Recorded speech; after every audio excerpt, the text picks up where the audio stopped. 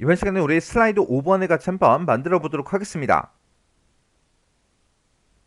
자, 우리 시험 문제를 봤을 때 이제 슬라이드 5번은 차트 슬라이드예요. 그래서 지금처럼 이런 이제 차트를 이제 하나 만들어 주면 되는 거예요.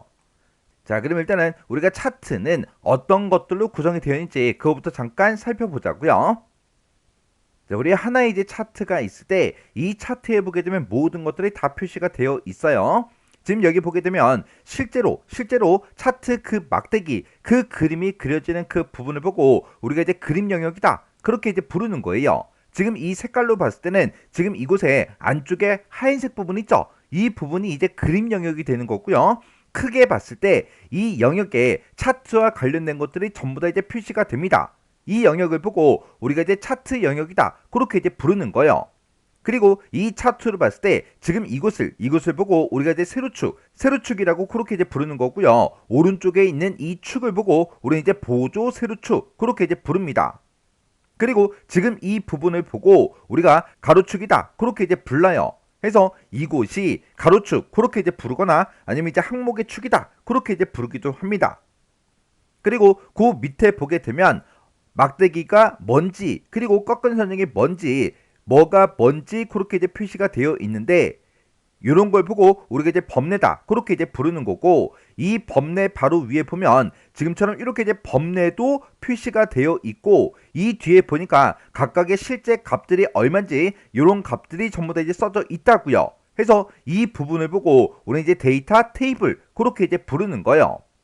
그리고 지금 여기 이제 세로축을 기준으로 봤을 때 지금 1000에 이렇게 이제 선이 가 있고 그리고 2000에도 선이 이렇게 이제 가 있죠. 이 선을 보고 우리가 이제 눈금선이다 그렇게 이제 부르는 거예요. 그리고 이런 이제 막대기 하나하나 그리고 이 표식이 있는 꺾은 선형 이런 걸 보고 우리가 이제 데이터 계열이다 그렇게 이제 부르는 거예요. 그리고 지금 여기 보게 되면 이 꺾은 선형 얘가 실제 값으로 이제 얼마인지 써져 있고 이 표식은 값으로 봤을 때 얼마인지 그리고 이 표식은 값으로 봤을 때 얼마인지 이런 값들이 이렇게 이제 써져 있죠. 이런 것들을 보고 우리가 이제 데이터 레이블 그렇게 이제 부르는 거예요. 그리고 맨 위에 얘가 이제 차트의 제목이 되는 거예요. 그래서 차트라는 거는 이렇게 이제 차트 제목이다, 세로축이다, 보조 세로축이다, 우리 가로축이다, 범례다, 데이터 테이블이다, 데이터 계열이다, 데이터 레이블이다, 눈금선이다 하고 이렇게 이제 여러 가지로 구성이 되는데 이런 것들은 싹 다 어느 영역에 들어간다? 우리 이제 차트 영역에 전부 다 표시가 되더라. 그래서 이 차트 영역이라는 거는 차트에 들어있는 모든 구성 요소들이 이 차트 영역에 표시가 다 되는 겁니다. 그래서 문제에서 뭐 세로축을 어떻게 해라, 보조 세로축을 어떻게 해라, 범례를 어떻게 해라, 차트 제목은 어떻게 해라, 데이터 레이블은 어떻게 해라 그렇게 이제 문제 지상이 이제 나올 텐데 이런 이제 하나하나의 그런 요소의 이름을 모르면 뭐가 뭔지 못 알아보겠죠. 해서 뭐가 뭔지는 정확하게 구분할 수 있도록 여러분들이 알고 계셔야 돼요. 자, 그럼 이제 문제 계속 풀어보자고요. 자, 지금 여기 보게 되면 이제 맨 위에 시점하고 의사 코드와 순서도 비교하고 이렇게 이제 제목이 들어 있으니까 이 제목을 먼저 입력해 주면 되겠죠. 그리고 슬라이드 5번에서는 차트 기능, 차트 작성 기능 얘를 이제 이용해서 슬라이드를 작성한다 그렇게 이제 되어 있고 그때 이제 차트는 종류는 이제 묶은 세로막대형으로 그렇게 이제 하래요. 그리고 그때 이제 글꼴은 도듬 16포인트 그리고 이제 외곽선을 이제 설정해라 그렇게 이제 지상이 써져 있습니다. 근데 지금 우리가 지금 작성해야 되는 이 차트의 그림을 봤을 때 묶은 세로막대형이 지금 이곳에 이렇게 이제 전부 다 이제 쭉쭉쭉 이렇게 이제 막대기로 전부 다 이제 들어가 있죠. 들어가 있는데 그 안에 보니까 이렇게 이제 꺾은 선형 이렇게 이제 표식이 이렇게 이제 표시되어 있는 이런 이제 꺾은 선형 그것도 이제 들어가 있다고요. 그때 이 표식이 있는 꺾은 선형 이 차트는 순서도 사용 이 데이터를 가지고 이제 표식이 있는 꺾은 선형으로 이제 만들어 줘야 돼요. 그래서 이 차트는 그냥 이제 묶은 세로막대형 요거 이제 한 가지 종류로 되어 있는 게 아니라 표식이 있는 꺾은 선형 그것도 이제 같이 들어 있다고요. 지금 여기 이제 데이터 서식에 보게 되면 순서도 사용이라는 그 계열이요. 그 계열이 지금 이 데이터를 보고 얘기하죠. 이 계열은 표식이 있는 꺾은 선형으로 그렇게 이제 변경을 시킨 다음에 그거를 우리 이제 보조축으로 지정해라 그렇게 이제 되어 있어요. 지금 여기서 얘기하는 그 보조축이 지금 이 오른쪽 이 축을 보고 얘기하는 거예요. 그러면 우리가 이 차트를 만들 때 묶은 세로막대형 그거랑 표식 있는 꺾은 선형 그 두 가지가 이제 혼합된 그 차트를 이제 만들어 주는 겁니다. 그러면 일단 이거 제목 쓰고 이제 차트 한번 만들어 보자고요. 자, 그러면 이제 맨 위에 보면 우리 이제 제목을 추가하려면 클릭하십시오 하고 써져 있죠. 이것을 이제 클릭한 다음에 여기다가 제목부터 써주면 되겠네요. 해서 시점 한 칸 띄고 우리 이제 의사 코드와 한 칸 띄고 순서도 한 칸 띄고 비교하고 이렇게 이제 우리가 글씨만 정확하게 입력해 주면 되겠죠. 이런 글씨 입력할 때 우리 이제 띄어쓰기 조심해서 입력해 주면 돼요.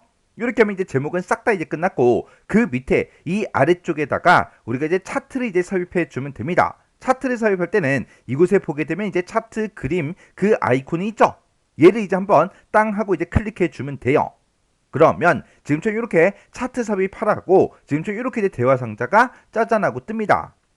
우리가 지금 만들고자 하는 그 차트는 묶은 세로막대형과 우리 이제 표식이 있는 꺾은 선형 그것도 이제 같이 표시가 되어 있었죠. 그렇게 여러 개 이제 차트가 섞여 있는 그런 차트를 만들 때 우리가 이제 혼합형으로 이제 만들어 주면 돼요. 해서 혼합 얘를 이제 찍게 되면 지금처럼 이렇게 이제 계열 1번이다, 2번이다, 3번이다 라고 해서 여러 개 이제 차트 종류를 우리가 이제 혼합해서 만들 수 있게 이렇게 이제 나타납니다.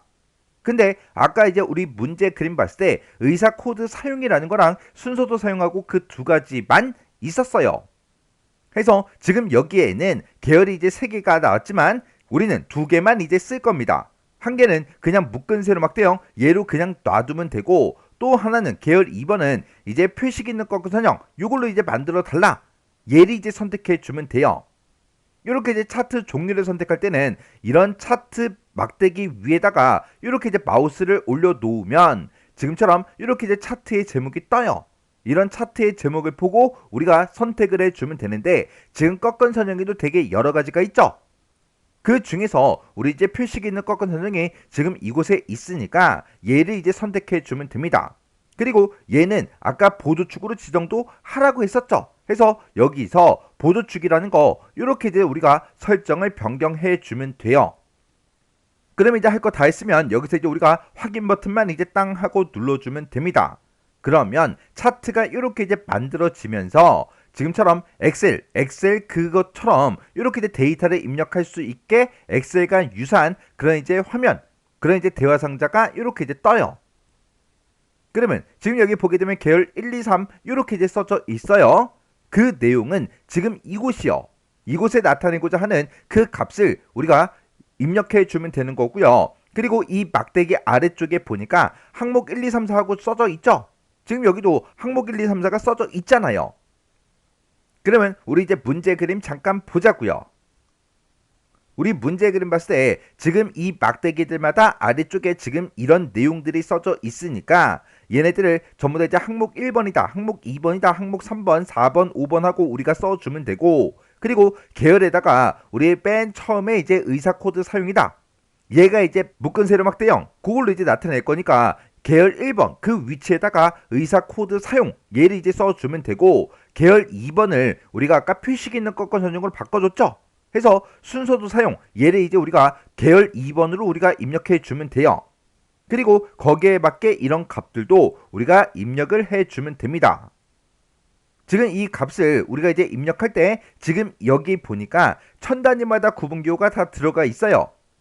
이렇게 이제 천 단위마다 구분기호가 찍혀 있는 거는 우리가 직접 입력해 주는 게 아니라 아까 엑셀과 유사한 그런 형태의 대화 상자가 떴었죠. 그게 이제 엑셀이랑 똑같기 때문에 우리 이제 표시 형식 그걸 이제 바꿔서 천 단위 구분기호가 나타나게 그렇게 이제 해 줄 거예요. 그러면 이 데이터 이제 입력 좀 해 볼게요. 그럼 이제 항목 1번부터요. 항목 1번 요거 이제 한번 클릭해 주고요. 여기다가 계열화 논리요. 계열화 논리하고 이렇게 쓰고 엔터요. 엔터를 누르면 그 밑으로 내려가죠. 여기다가 이제 비례 논리하고 입력해 주고 엔터. 그 다음 게 이제 확률이요. 확률 논리하고 이렇게 이제 입력해 주고 엔터. 그 다음에 우리 이제 조합 논리요. 해서 조합 논리라고 쓰고 엔터요. 그리고 그 밑에다가 명제 논리하고 이렇게 이제 입력을 해주고 엔터를 눌러주면 됩니다. 그리고 계열 1번 이곳에다가 우리가 이제 의사 코드 사용하고 이렇게 써주고 엔터요. 그리고 계열 2번하고 써 있는 곳 이곳으로 이제 이동한 다음에 여기다가 순서도 사용하고 이렇게 쓰고 엔터요.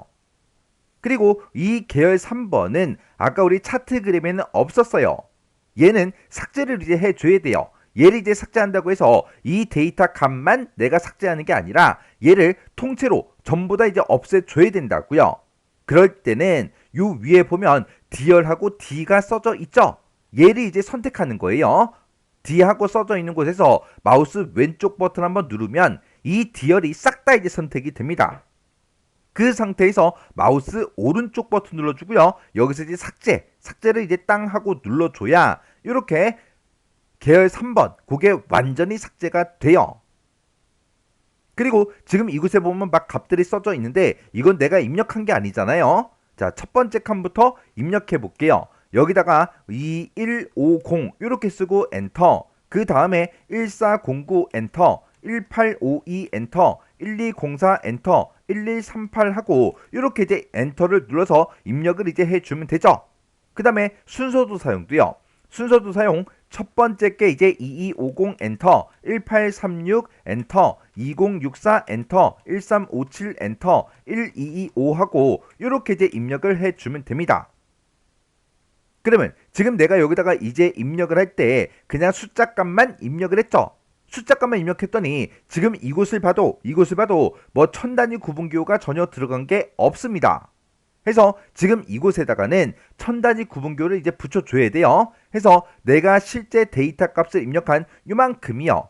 요만큼을 이제 마우스로 쭉 드래그해서 전부 다 블럭 설정한 다음에 마우스 오른쪽 버튼 눌러주고요. 셀 서식 이곳으로 들어가거나 아니면 단축키 컨트롤하고 숫자 1번 그걸 이제 눌러서 이렇게 이제 셀 서식으로 들어가 주면 됩니다. 지금 내가 입력한 건 숫자니까 범주에서 이렇게 이제 숫자를 선택해 주면 천 단위 구분기호 사용할래 말래 그걸 여기서 이제 설정해 줄 수 있다고요. 우리는 천 단위 구분기호를 이제 찍어 줘야 되니까 여기서 얘를 이제 체크 표시를 이렇게 이제 해 주면 돼요. 그리고 여기서 이제 확인 버튼만 이제 땅 하고 눌러주면 됩니다. 해서 확인이요. 확인 버튼 이제 땅 하고 눌렀더니 지금 이 값들을 봤을 때 천 단위 구분기호가 다 붙었죠. 그리고 우리 이제 세로축 그리고 보조 세로축을 봐도 천 단위 구분기호가 다 들어갔다고요. 근데 지금 여기 보게 되면 계열화 논리라고 썼는데 리라는 그 글자가 잘려요. 지금 이 리라는 그 글자가 리로 입력이 된 건지 아니면 오타가 나서 라라고 이제 입력되는지 알 수가 없죠. 지금 여기서도 의사 코드 사용하고 썼는데 사용이라는 그 글자가 안 보여요. 오타 났어요? 안 났어? 모르죠. 안 보이니까. 지금 순서도 사용 여기도 살짝 잘려서 보여요. 해서 이런 글자가 지금처럼 이렇게 이제 잘리면 내가 오타가 났나 확인이 안 돼요. 확인이 안 되니까 A열, B열, C열의 열 너비를 조정해 주면 됩니다. 열 너비를 조정할 때는 이 A열과 B열 그 사이 경계선이요. 여기 이제 경계선 있죠. 그 경계선에다가 마우스를 이렇게 이제 올려놓으면 양쪽 화살표 모양이 나와요. 그때 더블 클릭이요. 그리고 B와 C 그 사이에 경계선에 또 마우스 갖다 놓고 이렇게 이제 양쪽 화살표 모양이 나오면 더블 클릭이요. 그 다음에 C열과 D열 그 사이에 마우스를 이렇게 이제 갖다 놓으면 양쪽 화살표가 뜨죠. 그때 이제 더블 클릭이요. 이렇게 해서 A열, B열, C열의 열 너비를 이렇게 조정을 해서 내가 입력한 그 내용이 잘리지 않게 그렇게 보여야 우리가 오타가 났나 그런 것도 정확하게 확인할 수가 있겠죠. 이렇게 해서 열 너비까지 이렇게 이제 조정해서 오타가 있나 없나 꼭 확인하셔야 돼요. 그럼 이제 확인할 거 다 있으면 데이터 입력은 다 끝난 거죠. 끝났으면 그냥 여기서 X 버튼 요거 이제 눌러서 꺼버리면 됩니다. 이렇게 이제 꺼놓고 봤더니 여기서 이제 오타가 났어요. 아니면 여기서 이제 오타가 났어요. 아니면 얘가 됐든 이런 데서 오타가 났어요. 그러면 오타가 나면 아까 입력하던 곳 그곳으로 되돌아가면 되겠죠. 그곳으로 이제 되돌아가는 그 방법도 여러분들이 알고 계셔야 돼요. 그것을 이제 되돌아가는 그 방법은 차트에서 아무것도 없는 이런 영역 있죠? 여기가 됐든 아무것도 없는 곳에서 마우스 오른쪽 버튼 눌러주고요. 여기서 데이터 편집으로 들어가도 되고, 아니면 지금처럼 차트가 이렇게 이제 선택이 되어 있을 때 우리 차트 디자인의 데이터에 보게 되면 데이터 편집이라고 있습니다. 얘를 이제 클릭해도 돼요. 해서 아무거나 이제 한번 땅 하고 데이터 편집을 클릭하게 되면 아까 우리 데이터 입력하던 곳으로 이렇게 이제 되돌아간다고요. 그러면 오타난 걸 여기서 이제 수정해 주면 되겠죠. 자, 그러면 얘는 이제 X 버튼 요거 이제 눌러서 꺼버릴게요. 그리고 아까 이제 문제 그림 봤을 때 우리 이제 데이터 서식에서 순서도 사용 그 계열을 표식 있는 거거든요. 이걸로 이제 변경을 시키라 그랬어요. 아까 이제 변경시켜 주고 우리 이제 보조축도 다 지정해 줬죠. 근데 이 순서도 사용 그 계열의 표식이 지금 요 모양으로 이제 만들라고 그렇게 이제 나온 거예요. 얘가 이제 다이아몬드 그 모양으로 생겼죠. 근데 우리가 작성해 놓은 걸 보게 되면 이 표식은 그냥 원형으로 되어 있다고요. 해서 요 모양부터 좀 맞추자고요.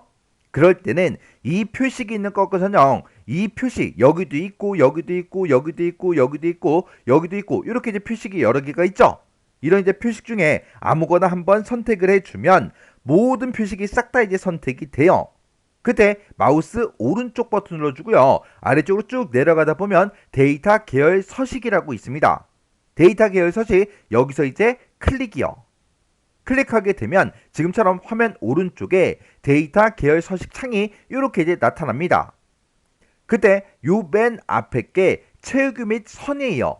이 표식은 우리 이제 선 위에 올라가 있죠. 해서 이 채우기 및 선 첫 번째 아이콘 얘를 이제 땅 하고 이제 찍어주면 지금처럼 선에 대해서 이제 뭔가를 이제 변경시킬 수 있게 이렇게 이제 나타납니다. 근데 우리는 선을 이제 바꾸고자 하는 게 아니라 표식을 이제 바꿀 거죠. 해서 표식이라는 게 따로 있으니까 표식 여기서 이제 한번 클릭이요. 클릭하게 되면 지금 채우기다, 테두리다, 뭐 표식 옵션이다 하고 여러 가지가 뜨는데 우리는 표식의 모양을 바꿀 때는 표식 옵션 이곳으로 이제 들어가 주면 됩니다. 해서 표식 옵션 얘를 이제 땅 하고 이제 찍어주면 지금은 자동으로 그냥 되어 있죠. 그때 자동으로 동그라미 모양이 들어갔다 그렇게 이제 되어 있는 거예요. 그러면 우리가 이 모양을 바꿀 거니까 기본 제공이라는 거 요거 이제 땅 하고 이제 선택해 주면 얘네들을 이제 바꿀 수 있게 이렇게 이제 활성화가 됩니다. 그때 형식을 땅 하고 이제 찍은 다음에 이 중에서 우리 다이아몬드 그 모양이 지금 여기 두 번째에 있죠. 해서 요거 이제 선택해 주면 돼요. 근데 아까 문제를 봤을 때 이 표식의 크기를 얼마로 해라 그게 없었어요. 없었으니까 그냥 기본값으로 그냥 놔두면 됩니다. 만약에 표식의 크기를 7로 해라 그러면 여기서 이제 7로 우리가 이제 수정을 해주면 되겠죠. 그러면 이제 우리가 표식을 이렇게 이제 변경을 시켜주면 돼요. 자, 우리가 표식의 모양을 바꿀 때는 어떻게 한다? 이 표식들을 선택해 놓고 마우스 오른쪽 버튼 데이터 계열 서식으로 들어오더라. 들어와서 맨 앞에 있는 채우기 및 선이라는 거 얘를 선택해 주고 표식을 바꿀 거니까 표식 얘를 이제 클릭하더라. 클릭한 다음에 표식 옵션 이곳으로 들어와서 여기서 이제 우리가 이 모양을 바꿔주면 된다. 요거 이제 찾아오는 거 요거 이제 여러분들 정확하게 기억하셔야 돼요. 그래서 이제 우리가 할 거 다 했으면 여기서 이제 X 버튼 요거 이제 땅 하고 이제 눌러주면 되겠죠. 그리고 다른 곳을 이제 클릭해 보면 이렇게 이제 다이아몬드 그 모양으로 이렇게 이제 변경된 걸 확인해 줄 수 있어요. 그럼 이제 우리가 차트는 이제 만들어 놨으니까 이제 지상대로 하나씩 처리 한번 해보자고요. 자, 우리 글꼴은 도둠 16포인트 외곽선을 집어넣어라 그렇게 이제 되어 있어요. 지금 여기서 얘기하는 그 외곽선이라는 거는 지금 이곳이요. 지금 이곳이요. 이곳을 보고 우리가 얘기하는데 그때 이 외곽선의 선 색깔이 따로 이제 제시가 되지 않았어요. 그럴 때는 이 그림 봤을 때 그냥 까만색처럼 보이죠? 그러면 그냥 까만색으로 바꿔주면 되는 거예요. 그리고 글꼴은 이제 도둠 16포인트로 해라라고 했는데 지금 여기서 얘기하는 도둠 16포인트라는 거는 이 차트 안에 들어있는 이런 글자들이요. 이런 글자들에 대해서 도둠 16포인트로 해라 그렇게 이제 나온 거예요. 지금 차트의 제목 얘는 아니죠. 왜? 차트의 제목은 궁서 24포인트 굵게 뭐 채우기 뭐 요런 게 이제 써져 있어요. 그때 이 문제를 풀더라도 지금 얘를 먼저 하고 얘를 설정해 주면 안 됩니다. 얘를 이제 만약에 설정했다고 생각해 보세요. 그러면 이 차트의 제목에 대해서 글꼴이 궁서 24포인트 굵게 얘가 이제 설정돼 있겠죠. 그 상태에서 내가 이 차트의 글꼴을 내가 변경을 시키면 이 차트의 제목도 이 차트 영역에 있는 거기 때문에 궁서 24포인트 굵게 얘가 이제 없어지고 이 차트의 제목도 도둠 16으로 바뀐다고요. 그래서 이런 거의 크기를 바꾸더라도 차트에 대한 전체적인 거를 먼저 바꾼 다음에 나중에 얘를 이제 바꿔줘야 차트의 제목이 궁서 24포인트 굵게로 이제 변경이 됩니다. 해서 얘를 먼저 해야 된다. 그거 이제 잊어버리시면 안 돼요. 거꾸로 문제 풀면 안 됩니다. 그러면 우리 이제 차트를 먼저 선택해 주고 그 다음에 우리 이제 글꼴을 바꿀 때 우리 홈이라는 이 메뉴에서 글꼴은 여기서 글자 크기는 여기서 이제 바꿔주면 되죠. 우리 문제에서 도둠 16포인트라고 그랬으니까 글꼴 쓰는 곳에 찾아가서 여기다 이제 도둠 이렇게 이제 두 글자만 써주고 엔터요. 그리고 16포인트를 해라 라고 했으니까 16이라고 직접 입력하고 엔터요. 그리고 외곽선을 집어넣으라 그랬어요. 그거는 차트가 지금처럼 이렇게 이제 선택이 되어 있을 때 우리 그리기에 보게 되면 도형 윤곽선이라고 따로 있습니다. 여기서 도형 윤곽선 여기서 이제 우리가 변경을 시켜주면 돼요. 그때 우리 이제 윤곽선은 따로 이제 색깔이 지정이 안 돼 있기 때문에 어두운 색깔 아무거나 해도 돼요. 지금 여기서 지금 이곳에 마우스를 갖다 대니까 청회색이래요. 이 색깔로 해도 돼요. 근데 만약에 색깔이 따로 지정 안 돼 있다고 해서 이 선색을 내가 빨간색으로 하거나 아니면 주황색으로 하거나 이런 이제 밝은 색으로 하면 안 되겠죠. 그냥 어두운 색깔처럼 보이면 그냥 무조건 까만색으로 한다. 그렇게 아예 그냥 기억하라고요. 그래서 여기서 우리 검정 텍스트 1이라는 거 요 색깔 요거 이제 선택해 줄 겁니다. 그러면 이제 문제 그림을 봤을 때 지금 여기까지 싹 다 끝난 거고요. 그 밑에 보면 이제 차트 설명에 여러 가지가 쭉 써져 있죠. 그 중에서 얘 먼저 좀 처리 좀 할게요. 차트 영역은 채우기 색을 이제 노란색으로 하고 그림 영역은 채우기 색을 흰색으로 해라. 그렇게 나왔죠. 여기서 차트 영역이라는 거는 이곳을 보고 얘기하는 거고 그리고 그림 영역은 지금 이곳을 보고 얘기해요. 그러면 지금처럼 차트를 선택해 주고 그리고 이 상태에서 이제 도형 채우기요. 아까 우리 윤곽선, 외곽선을 집어넣을 때 지금 아까 여기서 했었죠?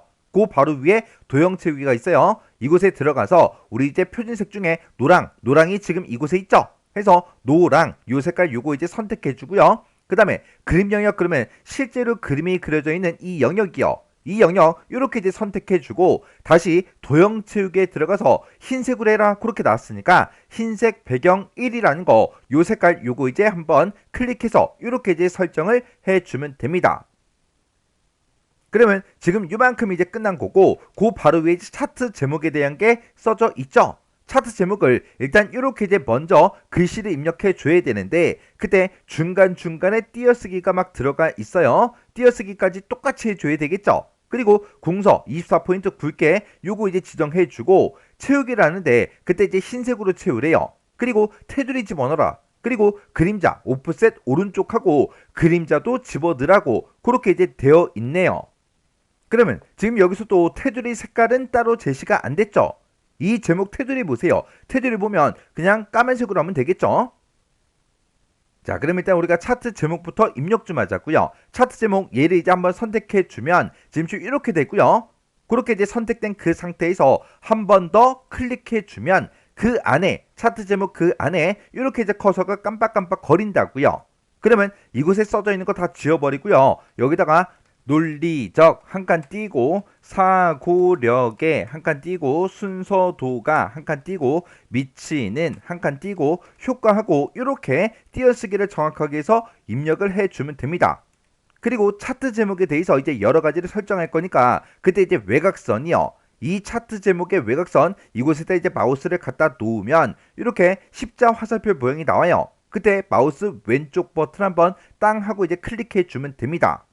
지금처럼 이렇게 이제 커서가 깜빡깜빡 거리지 않을 때 글꼴하고 크기하고 그런 걸 이제 설정해야 돼요. 그때 지금 여기다가 이제 궁서라고 쓰고 엔터 눌러주고요. 글자 크기는 아까 24포인트로 해라 그랬으니까 여기다가 24 이렇게 써주고 엔터요. 그리고 굵게 해라 그랬으니까 굵게가 지금 여기 있죠. 여기서 한번 클릭이요. 그리고 채우기는 이제 흰색으로 하라 그랬는데 채우기를 바꿀 때는 지금 여기서 바꿔주면 되고요. 그리고 테두리를 이제 집어넣을 때는 도형 윤곽선 여기서 이제 설정해 주면 돼요. 그때 채우기 색은 아까 흰색으로 하라 그랬으니까 여기 첫 번째 거 흰색 배경 1 요거 이제 선택해 줄 거예요. 그리고 도형 윤곽선이요.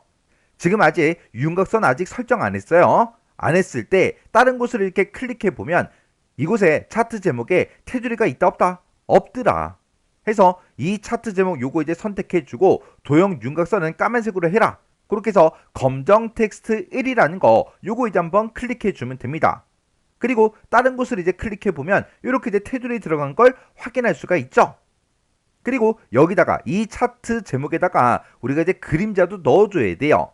그림자를 집어넣을 때는 이 도형의 효과라는 거요. 이곳으로 들어가게 되면 뭐 그림자도 넣을 수 있고요. 네온이다, 부드러운 가장자리다, 입체 효과다, 3차원 효과다 있어. 이렇게 이제 여러 가지 효과를 집어넣을 수 있어요. 그 중에서 그림자요. 그림자는 문제를 봤을 때 오프셋 오른쪽이래요. 지금 여기 첫 번째 거 여기다 이제 마우스를 갖다 대니까 오프셋 오른쪽 아래라고 되어 있죠. 그 밑으로 이제 내려가게 되면 오프셋 오른쪽하고 이렇게 뜬다고요. 지금 문제에서 오프셋 오른쪽으로 해라 라고 했으니까 오프셋 오른쪽 요것만 이제 한번 클릭해 주면 됩니다. 그리고 다른 곳을 이제 한번 클릭해 보면 지금처럼 이렇게 차트 제목의 오른쪽에 이렇게 이제 그림자가 들어간 걸 확인해 줄 수 있어요. 그러면 이제 우리 문제 그림 봤을 때 지금 여기 있는 거 다 설정해 줬고요. 차트 영역이다, 그림 영역이다, 여기까지 다 끝난 거예요. 그리고 데이터 서식, 우리 이제 순서도 그 계열을 표식을 아까 바꿔줬죠. 그리고 순서도 사용, 이 계열은 꺾은 선형으로 아까 변경도 시켰고요. 보조축, 얘도 다 설정을 다 해줬습니다. 그러면 여기까지 싹 다 이제 문제를 다 풀어준 거죠. 그러면 그 밑에 보면은 이제 값 표시하고 이렇게 이제 되어 있죠. 그때 계열화 논리라는 거요. 계열화 논리다 그러면 지금 얘를 보고 얘기하고 여기서 순서도 사용이라는 그 계열만 값을 이제 표시해라. 여기서 순서도 사용이라는 그 계열은 표식이 있는 꺾은 선형이요. 그래서 지금 여기 보면 2250하고 써져 있는데 얘는 묶은 세로막 대형의 그 값이 아니라 이 표식이 있는 꺾은 선형 이곳에 이제 값이에요. 그래서 지금 여기 한 군데만 이렇게 값이 이제 표시가 되도록 그렇게 이제 만들라는 그 얘기요. 그러면 여기서 우리 이제 표식이 있는 꺾은 선형 요거 이제 한번 선택해 주고요. 이렇게 이제 한번 선택하게 되면 이 모든 계열의 이 표식들이 싹 다 이제 선택이 다 된다고요. 근데 우리는 여기에만 값이 이제 표시가 되도록 그렇게 이제 만들어 줘야 돼요. 그때 이렇게 이제 모든 표식이 다 선택이 되어 있을 때 요 계열화 논리라는 거 요 표식만 한 번 더 클릭이요. 얘를 한 번 더 클릭하게 되면 얘만 이렇게 이제 선택이 되죠. 그때 우리가 이제 데이터 레이블을 이제 추가시킬 때는 맨 위에 보게 되면 차트 디자인이라고 있어요. 차트 디자인 이곳으로 이제 찾아가서 맨 앞에 보면 차트 레이아웃이 있고 차트 요소 추가라고 이곳에 있습니다. 이 차트에다가 데이터 레이블을 이제 추가시키는 거니까 차트 요소 추가 이곳으로 찾아간 다음에 데이터 레이블이요. 지금 여기 보게 되면 데이터 레이블을 추가시킬 때 지금 현재 없음 얘가 이제 선택이 되어 있는 거죠. 그때 가운데 얘를 이제 선택하게 되면 지금 이 표식의 기준으로 가운데 이제 표시가 되는 거고요. 왼쪽은 표식의 기준으로 왼쪽에, 그리고 오른쪽은 표식의 기준으로 오른쪽에, 그리고 위쪽은 표식 바로 위에, 그리고 아래쪽은 표식 아래쪽에 이렇게 이제 레이블이 표시가 된다고요. 그리고 데이터 설명서는 지금 요런 게 이제 데이터 설명선이에요. 그러면 문제 그림 봤을 때 우리 표식 위에 이 값이 이제 써져 있었죠. 그래서 위쪽 요거 이제 한 번만 클릭해 주면 됩니다. 그러면 우리 이제 차트 설명에 대한 그 이제 세부 조건은 싹 다 여기까지 다 처리해 줬죠. 근데 지금 우리가 만든 그 차트는 이 그림과 이제 다르다고요. 우리는 이 세부 조건에 있는 거는 무조건 이제 필수로 이제 해 주는 거고 그 외의 것들은 우리가 이제 알아서 설정을 다 해서 어떻게 해서든 이 차트 그림과 똑같은 그 모양으로 이제 만들어 줘야 돼요. 그래서 우리가 지금처럼 이렇게 이제 차트에 대한 그 세부 조건이요, 그걸 모두 다 적용을 해 줬어요. 그리고 문제지의 그 그림과 내가 작성한 거 그걸 이제 서로 비교해서 다른 부분이 만약에 있다면 그 다른 부분들은 문제지에 있는 그 그림과 똑같이 동일하게 이제 만들어 줘야 돼요. 그때 세부 조건에는 없지만 적용해야 되는 것들은 지금처럼 이런 것들이 있어요.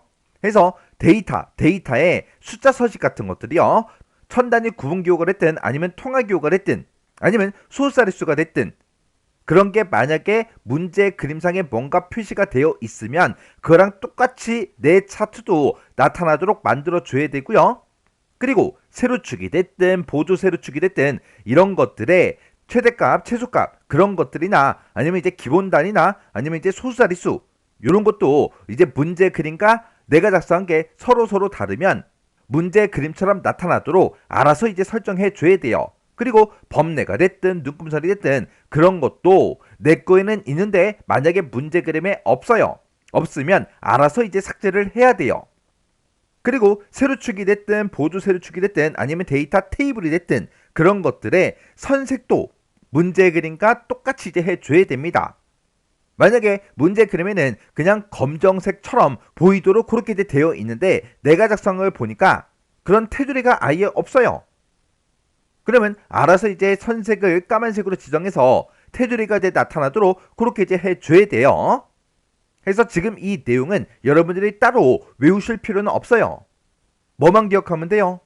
문제지 그림과 내가 작성한 걸 비교를 해서 동일하게 똑같이 이제 만들어주면 된다. 그것만 기억하시면 되죠. 그러면 우리가 작성한 거랑 이제 차트의 그림이랑 이제 비교했을 때 지금 이 제목은 똑같이 이제 설정이 다 되어 있어요. 그리고 우리 이제 세로축 좀 보자고요. 세로축은 보니까 맨 밑에가 이제 0이고요. 최대값은 이제 2500으로 돼 있어요. 그리고 보조 세로축을 보니까 최소값은 0으로 되어 있고 최대값은 이제 3000으로 되어 있어요. 그리고 0, 1000, 2000, 3000 그렇게 되어 있고 세로축은 0이다, 500이다, 1000이다, 1500이다, 2000이다, 2500이다 그렇게 이제 되어 있죠. 요거 이제 비교 한번 해보자고요. 지금 여기 봤을 때 지금 세로축을 보니까 0부터 2500까지 500단위로 0, 500, 1000, 1500, 2000, 2500 하고 이렇게 이제 500단위로 되어 있는 거 맞죠? 해서 세로축은 이제 맞아요. 그 다음에 보조 세로축을 보니까 지금 여기도 0부터 시작해서 500, 1000, 1500, 2000, 2500 그렇게 되어 있는데 문제 그림과 달라요. 문제 그림에는 맨 밑에가 이제 0이고요. 맨 위에가 이제 3000이에요. 그리고 0 다음이 1000, 그 다음이 2000, 그 다음 3000 그렇게 이제 되어 있었죠. 그러면 이 보조 세로축을 바꿔야 된다는 그 얘기요. 그러면 보조 세로축 이 값들이 써져 있는 곳을 내가 선택을 해주고 마우스 오른쪽 버튼 눌러주고요. 밑으로 쭉 내려가다 보면 축서식이라고 따로 있습니다. 이 축서식 여기서 이제 클릭이요. 이렇게 이제 클릭하게 되면 축서식 창이 화면 오른쪽에 나타나고 최소값이다, 최대값이다, 기본 단위다 해서 이렇게 이제 변경시킬 수 있게 나타납니다. 그러면 최소값은 0, 0이 맞죠? 최대값은 이제 얼마요? 우리 이제 3000이요.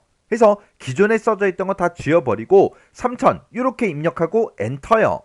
엔터를 누르게 되면 나는 분명히 3000만 입력했는데 자동으로 점 0이 붙어요. 이렇게 자동으로 붙는 거는 신경 쓰지 않아도 돼요. 그리고 기본 단위요. 지금은 여기 500이라고 써 있어서 0, 500, 1000, 1500, 2000, 2500, 3000 하고 이렇게 이제 500 단위로 표시가 되는데 문제 그림 봤을 때 얘가 이제 1000 단위로 그렇게 이제 되어 있었어요. 그래서 여기다가 1000하고 이렇게 쓰고 엔터만 땅 하고 눌러주면 됩니다. 그랬더니 0, 1000, 2000, 3000 하고 이제 문제 그림과 똑같아졌죠. 그럼 이제 할 거 다 했으니까 축서식 창 요건 이제 X 버튼으로 꺼버릴게요. 그러면 이제 이 세로축도 맞췄고요. 오른쪽에 있는 이 보조 세로축도 맞춰줬어요. 그리고 이 아래쪽에 보니까 지금 이렇게 이제 데이터 테이블이라는 게 들어가 있죠. 근데 우리 거는 없다고요. 그리고 우리 거를 보게 되면 지금처럼 이렇게 뭐가 뭔지 뭐가 어떤 계열인지 이렇게 이제 범례가 표시가 되어 있는데 문제 그림에는 없었다고요. 그래서 이 범례 얘부터 삭제 좀 할게요. 이렇게 이제 범례를 선택해 놓고 그냥 키보드에서 딜리트 키만 땅 하고 눌러주면 됩니다. 그러면 알아서 이제 없어지죠? 그리고 이 아래쪽에 범례 대신에 데이터 테이블이라는 게 있었다고요. 그거를 우리 차트에다가 추가시키는 거니까 우리 차트 디자인이라는 요 메뉴에 차트 레이아웃에 차트 요소 추가 이곳으로 이제 찾아가면 됩니다. 이곳으로 찾아가게 되면 지금 이곳에 데이터 테이블이라고 따로 있죠? 지금 여기 없음으로 되어 있는데 범례 표지 포함이라는 것도 있고 범례 표지 없음 그것도 있고 두 가지가 있어요. 지금 범례 표지를 포함하냐 안 하냐 거기에 따라서 차트 그림이 어떻게 바뀌는지 보세요. 지금 얘가 의사 코드 사용이 묶은 세로막 도형이다. 그리고 순서도 사용은 꺾은 선형이다. 그렇게 앞에 이제 그림으로 표시해 주죠. 근데 범례 표지 없음은 그걸 이제 표시해 주지 않는다고요. 그러면 문제 그림에 아까 이제 범례 표지가 있었으니까 범례 표지 포함이라는 거 요거 이제 선택해 줘야 되겠죠. 그래서 요거 이제 한번 클릭이요. 해서 범례 표지 포함하냐 안 하냐 그 차이가 앞에 이 제목 앞에 이런 이제 차트의 종류가 붙냐 안 붙냐 그 차이예요. 그 다음에 이 그림 영역을 봤을 때 중간에 뭐 선 들어간 게 있어요? 없죠? 근데 우리가 작성하고 있는 거에는 지금처럼 이렇게 500에도 선이 쭉 가 있고 우리 1000이다 선 가 있죠? 1500이다 선 가 있죠? 2000이다 선 가 있죠? 이 선은 이제 아까 문제 그림이 없었으니까 이것도 이제 삭제해 줘야 돼요. 해서 이런 선들 중에서 아무거나 하나 선택해 주면 이렇게 선들이 이렇게 이제 선택된 걸 확인해 줄 수 있어요. 이렇게 선을 선택해 놓고 우리가 키보드에서 그냥 딜리트 키 그거 이제 한 번만 땅 하고 이렇게 이제 눌러주면 돼요. 그랬더니 가로 주 눈금선이 싹 다 이제 삭제가 다 됐습니다. 그리고 지금 여기 보게 되면 여기 이제 선이 들어가 있죠. 그리고 오른쪽에 봐도 보조 세로축도 이렇게 이제 선이 표시가 되어 있고 데이터 테이블도 이렇게 이제 선으로 전부 다 이제 표시가 되어 있어요. 근데 우리 거를 보게 되면 이곳에 이제 선이 없어요. 여기도 선이 없죠. 지금 여기 이제 데이터 테이블을 봐도 까만색처럼 보이지가 않아요. 그 선 좀 설정 좀 할게요. 자, 그럼 일단 우리가 세로축 먼저요. 세로축 이렇게 이제 선택을 해주고 우리 메뉴 중에 이제 서식이라는 요 메뉴요. 요 메뉴에 들어가게 되면 도형 윤곽선이라고 따로 있습니다. 이곳으로 이제 찾아간 다음에 여기서 우리 검정 텍스트 1이라는 거 요거 이제 선택해 주면 돼요. 그리고 우리 이제 보조 세로축 얘도 이제 선택한 다음에 도형 윤곽선에 들어가서 검정 텍스트 1 요거 이제 선택해 주고요. 데이터 테이블 얘도 이렇게 이제 선택을 해 놓고 그리고 도형 윤곽선에 들어가서 검정 텍스트 1 요거 이제 한번 클릭이요. 이렇게 했더니 이곳에 이렇게 이제 선이 들어갔고 여기도 선이 들어갔죠. 데이터 테이블에도 까만색 선이 이렇게 이제 들어갔다고요. 그리고 나서 이제 요 그림이랑 내가 작성한 거랑 똑같은지 다른지 혹시나 어디 다른 부분이 또 있는지 그런 것들 싹 다 확인해 주셔야 돼요. 해서 여기 있는 것만 설정했다고 해서 끝이 아니에요. 그래서 어떻게 해서든 이 문제 그림과 내가 작성한 게 똑같이 완성이 되도록 그렇게 만들어 줘야 됩니다. 지금 우리 거를 보게 되면 이제 문제 그림과 내가 작성한 게 완전히 이제 똑같아졌어요. 그러면 이 차트의 크기 좀 바꾸자고요. 이 차트 보면 지금 요 위에 요 제목이 있고 그 아래쪽에 조금 떨어져 있죠. 그리고 아래쪽도 보면 조금밖에 안 떨어졌다고요. 근데 지금 우리가 작성하는 거 보게 되면 이곳은 아래쪽은 조금 떨어진 게 맞지만 위쪽은 많이 떨어졌죠. 해서 차트 얘를 이제 선택해 주면 이렇게 점이 생기죠. 그때 이제 이 점을 데리고 위로 이렇게 이제 올라가서 좀 더 크게 이렇게 이제 설정을 해 주면 되겠네요.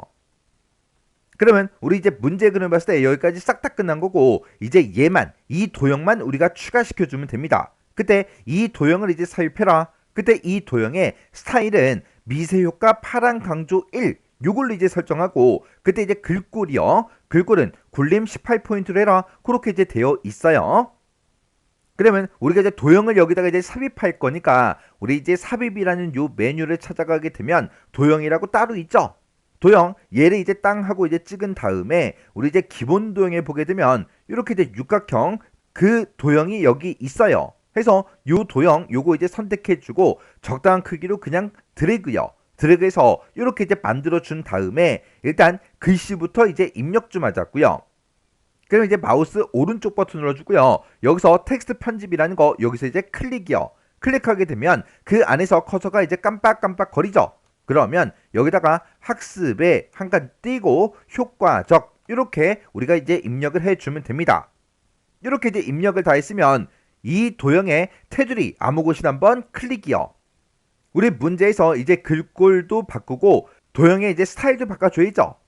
일단 도형 스타일은 우리 이제 이 도형을 이렇게 이제 만들고 선택을 했을 때 쉐이프 형식, 우리 도형 서식이 이곳에 있습니다. 이곳에 보게 되면 도형 스타일이라고 있는데 도형 스타일에는 지금 이만큼 있는 게 아니라 엄청나게 많아요. 그래서 이 아이콘이요. 요 아이콘 요걸 이제 땅 하고 찍어주면 여러 가지 스타일이 쫙 뜨죠. 그 중에서 이제 미세 효과요. 지금 여기 보게 되면 이런 것들이 전부 다 이제 미세 효과예요. 그래서 이곳에 이제 마우스를 갖다 대고 미세 효과 파란 강조 1로 설정해라 그렇게 나왔으니까 이곳에 파란색의 마우스를 갖다 대 보니까 미세 효과 파란 강조 5번이래요. 우리는 강조 5번이 아니라 강조 1번이요. 파란색과 비슷한 게 요 앞에 또 있으니까 이곳에 이제 마우스를 갖다 대니까 미세 효과 파란 강조 1을 하고 이렇게 나타나죠. 그래서 요 스타일이 맞으니까 이 스타일 요거 이제 한번 클릭해 주면 됩니다.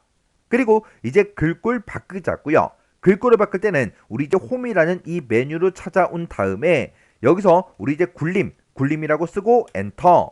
그 다음에 18포인트요. 18이라고 이렇게 써주고 엔터요. 그랬더니 지금처럼 이렇게 이제 글씨가 들어갔어요. 그러면 글씨가 잘려서 보이니까 도형의 크기를 좀 더 크게 이렇게 이제 맞춰서 이렇게 이제 나타나게 해주면 됩니다. 그러면 지금 이 도형이 시작하는 그 위치를 보게 되면 미라는 그 글자가 시작하는 그 위치에 있고요. 그리고 이 도형이 시작하는 그 위를 보게 되면 지금 3000 그 아래쪽에서 시작하게 그렇게 이제 만들어주면 되겠죠. 그래서 이 도형의 위치 그걸 이제 살짝 옮겨서 문제 그림과 최대한 비슷한 그 위치에 갖다 놔주면 돼요. 만약에 이 도형을 여기다 갖다 놓고 나 다 했다 그러시면 안 돼요. 해서 최대한 그 비슷한 위치에 위치하도록 이렇게 맞춰주면 됩니다. 그럼 이제 우리가 할 거 다 했으면 이제 뭐 해주면 돼요? 할 거 다 했으면 우리가 저장하고 답안 전송해 주면 되겠죠. 이렇게 또 하나의 슬라이드를 다 만들었으니까 저장 아이콘 이거 이제 여러 번 두세 번 정도 이제 클릭해서 저장하시고 그리고 시험장에서는 답안 전송 그 버튼 그걸 이제 눌러서 지금 여기까지 작업한 거 감독관 PC로 답안을 전송해 주면 되겠죠. 이렇게 해주면 우리 이제 슬라이드 5번 끝이요.